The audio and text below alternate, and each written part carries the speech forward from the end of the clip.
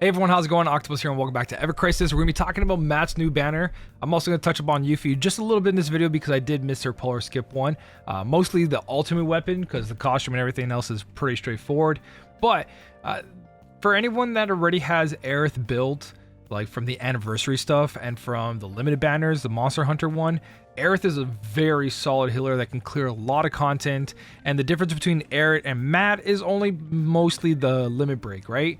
Matt is able to dispel physical or magic attack off the enemy, kind of like Red 13 does, so that's what makes Matt very unique and a different sense of Aerith.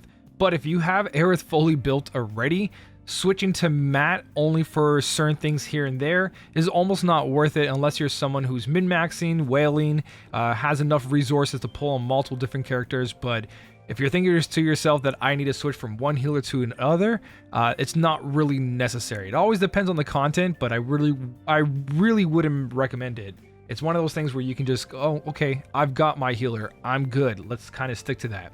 Right? So let's talk about Matt and just jump into this. Besides the costume, I don't think this banner is worth pulling on. This will be Matt's best in-slot costume for a lot of the content. So let's jump into the costume first and talk about it. The Holiday Helper. This thing's got physical defense, magic defense, which is really known that you have to have your defense at a certain place in order to survive a tough or a majority of the tough content, right? So this is very valuable to see, especially on a non-DPS. This is king. And then you got buff and debuff duration extension by 60%, and this doesn't apply to your other R ability where you can stack that even further. This is its own 60%. These are the best ones to see on these kind of characters like Barret, Aerith, Matt, anyone who's healing, buff or debuffing, right? Especially buff or debuffing, right? Red 13. They screwed up his first costume with that. They gave him only the debuff and not the buff extension. Or if it's the other way. It's been a while. So, costume, I think, yes. If you go into this banner, go for the costume. That is your goal. The costume. Now, for the weapon, there's also Sephiroth weapon here. The Luminary Sword. At just one base copy of this, you're going to get magic attack from low to high. Low to mid. And then you're going to have a little bit of a heal, and fire damage is going to increase for the entire party, low to mid. This seems really, really good until you go to OB6, and it's low to high at 4 ATB with a 7% heal. This thing shines and screams for the new guild battle right now. If you're someone who wants to go for the current top guild battle percentages, this is probably going to be a key factor, especially because the current guild battle took away Aerith. Aerith is all the bonuses in the guild battle. So what I'm talking about, if you are doing guild battles, you guys are going to go in there and you have to make a party setup. But the main thing about guild battles is not really that your character is fully OB10'd. It's the buff percentage, right? So you could have every single weapon in the game on all your characters. They have a perfect build, but if this buff is very low, you're not going to get anything out of this, right? So I've got level 54 buff here. My actual team has 60, and that makes a huge difference, right? So buff 60, and that's because it's using Aerith weapons, right? So it's taking my Bahamut Rod, it's taking my Monster Hunter, it's taking everything that Aerith uses because she's the featured character. So what do you need then? A different healer, someone else who can take care of the fight, and here's Matt. Obviously, this is all planned, all calculated, and the reason I'm emphasizing this because outside of this guild battle, I don't see this weapon really helping that much, even during dungeon rankings or battles, especially dungeon rankings, because the less ATB you use, the better. And if you're casting 12 ATB per battle, you're losing score in those dungeon rankings. So it's really nice to see an AoE magic attack and an AoE fire damage, but I would have preferred mid to high. For 2 casts, I would highly recommend that for anything, but spending 3 turns of your healer's turns is very, very hard to do. Now, he does come with really giant R abilities. OB6 is all you need for the actual magic attack and fire damage. But at OB10, these are at 30 seconds. OB6 is 24 seconds, which is not long, but his new costume, plus the R ability over here in the main hand, you're going to be having this up really, really long, which means that that can stick he can go back to healing, come back, buff it up one more time, back to healing, buff it up for max, right? He doesn't have to spam all 3 of these in the beginning of the fight. You'd probably want to mix this with the guild weapons that let you have extra ATB in the beginning of the party. Sorry, in the beginning of the battle, right? You have like +2 or something like that.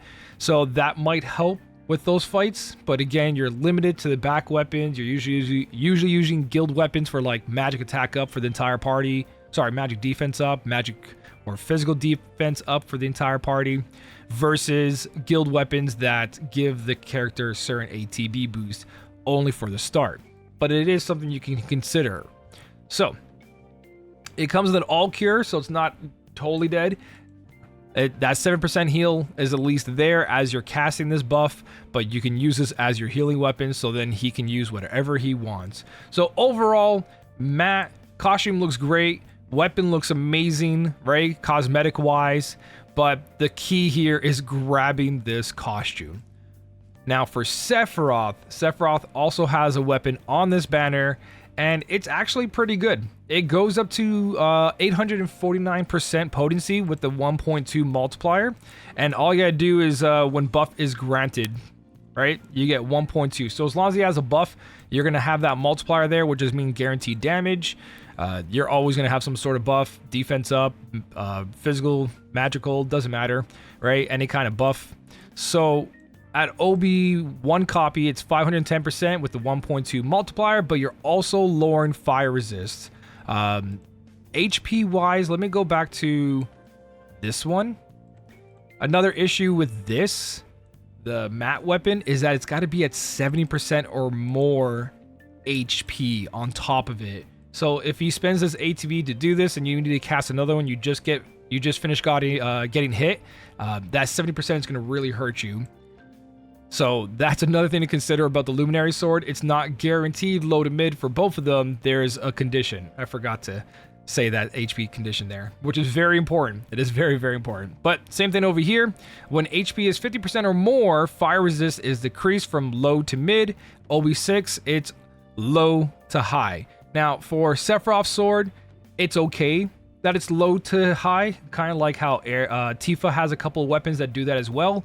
It's just that you're also DPSing at the same time, right? You're doing real DPS, especially if you have OB10 on this. 850% is Cloud's fire weapon, but Cloud's fire weapon is just 850 with no debuff. So the fact that you're doing DPS at the same time is really good. And again, it's a magic 700% magic fire damage, so leaning towards the guild battle.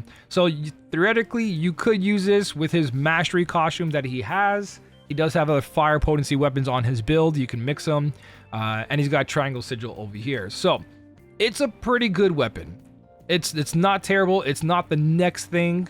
It didn't come with the costume, which kind of sucks. But if you are a Sephiroth fan and you want to use them, you could use this no problem in the guild battle, especially, or out of the guild battle, because lowering fire resist while doing really good damage is pretty decent.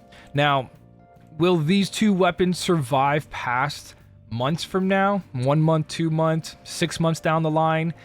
Some weapons do. Some weapons do last since the beginning of the game all the way till now. They're strong weapons, but the matte one specifically is only for a fire team, because I wouldn't see myself using a magic attack all buff for 3 cast, right? You'd use the other characters that have it, or when the future weapons come out. So I think this is the beginning of really good ideas. AoE magic attack up with fire, water, whatever element, also going with it from low to mid. Like if it said magic attack up high and then fire attack up low to high, I would have been okay with that, because at least you're guaranteed your magic, and then you get that 1 extra little tick of fire if you only use it once. But low to high for both really, really hurts, especially when it comes to the majority of the content, when you need to heal most of the time. So with that being said, I did want to talk about wish listing.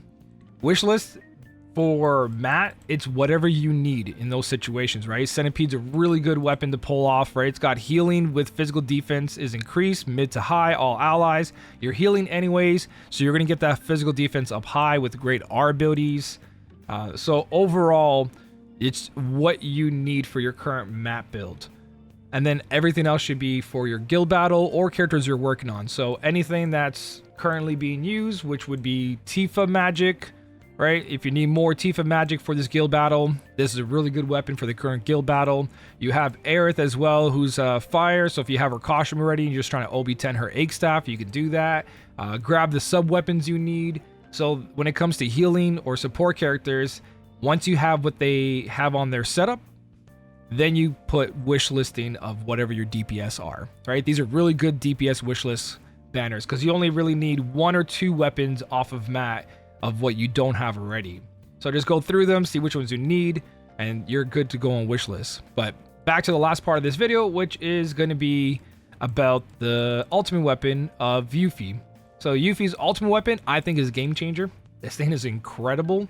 Absolutely. Besides doing damage, physical defense is increased high, magic defense is decreased high, and this is 30-second duration. On top of that, you can use this twice in a battle. Ridiculous. And then you're like, okay, that's really good. Nope. Plus 7 ATB. So once she's out of her ATB, you pop this, and boom, you can immediately cast another ability right after because you got max ATB. With our abilities looking really good, AT boost in the beginning of the game, this thing is a damage, damage because defense down, but this thing is a game changer when it comes to battle rankings, dungeon rankings, anything. This thing screams any content, and even if the enemy's immune to the defense down, plus 7 ATB and ATB boost in the beginning of the game is really, really good. This thing is a very strong staple for Yuffie, where like other ultimate weapons, they were all right. Sephiroth's ultimate weapon is one of those that like it works and it has its place because it's extra high, but this helps the entire party, gives her so much utility. ATB boost in the beginning, max ATB, which is a double cast of whatever you need, and in those fights that you have to cast really quickly, that's going to be big difference. So I think her ultimate weapon, if you're using Yuffie, is really worth it because her entire kit, she's got DPS, utility, buff debuffs, right? She's really good character to have. So great weapon. And then when it comes to her actual banner costume and all that, if you guys are still deciding to go for this, it's an Arcanum setup, right? 620 magic wind damage, single enemy, wind resistance increase, magic defense is increased, low. It's got good R abilities with Titan coming out. That's a great choice. And the costume is a Wind Arcanum with Wind Potency. So just like Vincent, very strong costume. So really good pickup if you're deciding to go for the Wind setup, right? 35% plus 15 points. You can't go wrong with Yuffie either. Just a quick one. I just want to kind of talk about her because I didn't get to talk about her. But to keep it all short and simple, like I said in the beginning of the video, it's only really necessary to pull for his costume for Matt, and you're good to get out of there. Swimming deep into this banner, with everything coming out, with everything the way it looks, those aren't one of the banners that I'm like, that's really game changing because it's specifically built towards fire teams, right? Costume though, costume is a staple for Matt. I think that's worth it. Go to the costume stamp if you want to use Matt as your healer, and you're good to go from there. So besides all that, thank you so much for watching. Keep on smiling, and I'll smell you later.